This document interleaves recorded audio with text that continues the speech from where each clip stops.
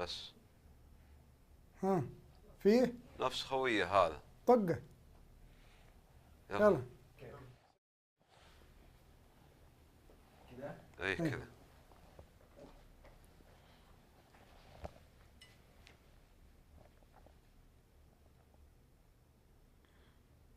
ما تكتم نفسك، تنفس طبيعي. ها نفس ريلاكس يا جميل.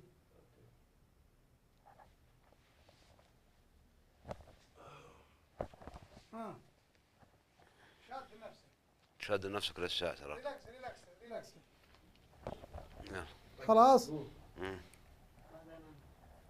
يلا.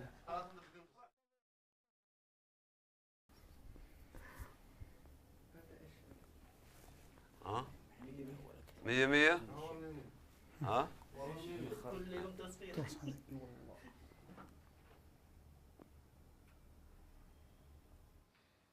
تحس هذا تحت يدي الحين؟ ها يلا مكان.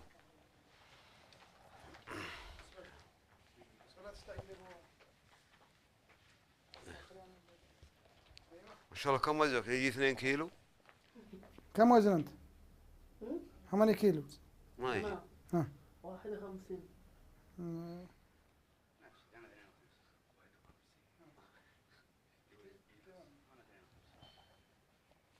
ما تكتم نفسك، تنفس طبيعي. ها ريلاكس. خلي نفس. خذ نفس. ها كويس 100 ولا؟ 100 ومتعب. لها اثار يعني جانبيه، مثلا شديت واحد بقوه ولا ضغطت واحد بقوه، ولا في ناس يشتكوا عندك، ناس يتخوفون، يقول انا ما، بعض الناس يقول يربط لي رقبتي حبل او شماغ يسحبني، والله ماني مستطيع على الشيء. اول لكن شيء انت حسب خبرتك يعني وش اول فيها شيء خطوره. اول شيء الشماغ هذه. نعم. الوزن الراس. الوزن الراس. طيب. يكون الراس متصل مع الجسم. طيب. موزون. نعم. لا مايل ولا مرفوع. هذه شغلة الشماغ بطريقة طيب فنية. لازم شماغ؟ ما في حبل؟ ما في شيء؟ لا لازم شماغ. شماغ. اي نعم. وش معنى الشماغ؟ الشماغ لأنها هي اللي توزن الجسم، لأنها متينة شوي.